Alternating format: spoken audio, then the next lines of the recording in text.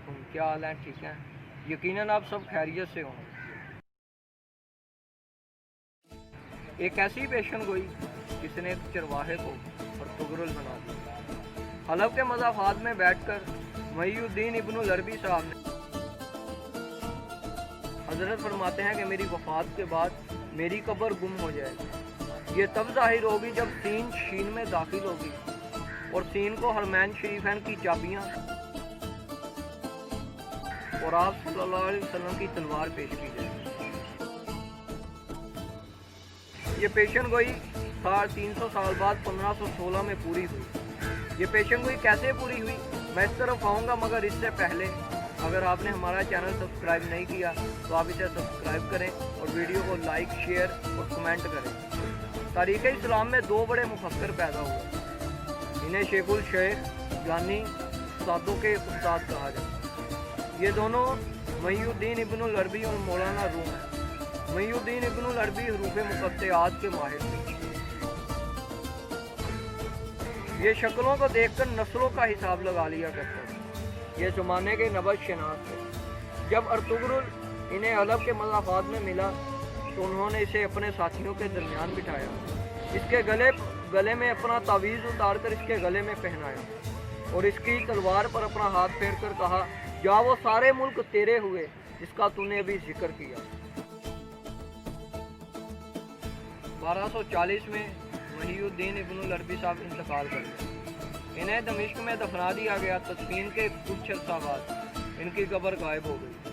لوگ تلاش کرتے رہے مگر قبر کا نام و نشان تک نہ ملا۔ دوسری طرف ارطغرل علاء الدین سلجوق تک جا پہنچا۔ اس کے پوتے اور خان نے بورصہ فتح کیا اور سلطنت عثمانیہ کی بنیاد رکھی۔ سلطان آتے رہے، سلطنت بڑھتی رہی اور پھر 300 سال بعد سلطان سلیم محمد آیا۔ اس نے 1516 اور 17 میں شام، اردن، فلسطین فتح کیا۔ یوں پیشن گوئی کا پہلا حصہ 1516 میں پورا ہوا جب سلطان سلیم محمد یعنی شین میں داخل ہوا۔ سین، سلیم، شین، شام۔ سلطان سلیم محمد فاتح کی حیثیت سے شام میں داخل ہوا اور پیشن گوئی کا پہلا حصہ پورا ہوا۔ پیشن گوئی کے دوسرے حصے میں سلطان سلیم محمد دمشق کی جامعہ مسجد میں بیٹھے تھے۔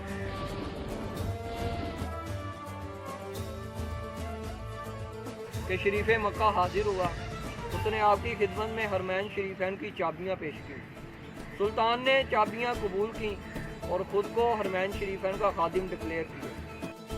400 سال تک ترکوں کے پاس یہ اعزاز رہا اور اب یہ اعزاز آل سعود کے پاس۔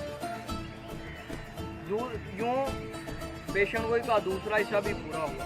پیشن گوئی کے تیسرے حصے میں سلطان سلیم محمد نے جب 1517 میں مصر فتح کیا